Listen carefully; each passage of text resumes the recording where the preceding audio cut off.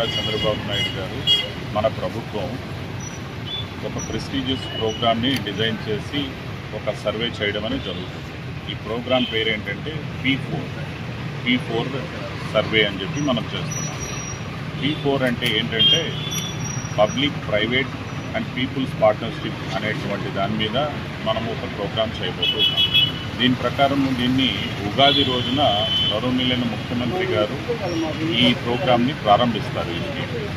ఇందులో భాగంగా ఏంటంటే సమాజంలో లేదా మన డిస్ట్రిక్ట్లో అత్యల్ప ఆదాయం కలిగినటువంటి 20% కుటుంబాలని గుర్తించడం అనేది ఈ కార్యక్రమంలో భాగంగా మనం చేస్తున్నాం. మొట్టమొదట స్టేట్ అంటే గవర్నమెంట్ లెవెల్ నుంచే ఎవరైతే ఇన్కమ్ ట్యాక్స్ కట్టే వాళ్ళు ఉన్నారు, మున్సిపల్ ప్రాపర్టీ ఉన్న వాళ్ళు ఉన్నారు, గవర్నమెంట్ ఎంప్లాయీ ఉన్నారు, ట్యాక్స్ పే చేస్తున్నారు, అలాంటి వాళ్ళనందరినీ తొలగించి మిగిలినటువంటి డేటా మనకి ఇవ్వడం జరిగింది GSWS ద్వారా.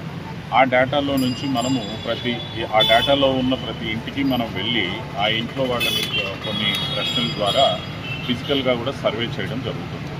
సో ఆన్లైన్ సోర్స్ ద్వారా ఉన్న డేటా, ఫిజికల్గా సర్వే చేసినటువంటి డేటాని రెండింటినీ చూసుకొని ఒకవేళ ఏమైనా వేరియేషన్ ఉన్నట్టయితే గ్రామ సభల ద్వారా కూడా దాన్ని కన్ఫర్మేషన్ చేసుకొని ఆ డేటా ద్వారా అత్యల్ప ఆదాయం కలిగినటువంటి 20% కుటుంబాలని గుర్తించడం జరుగుతుంది.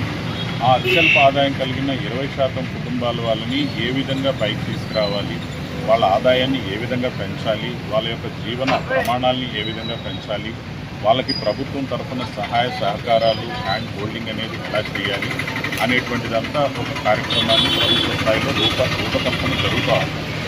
దీనికి సంబంధించి ఉగాది రోజున పూర్తి స్థాయిలో లాంచింగ్ జరుగుతుంది.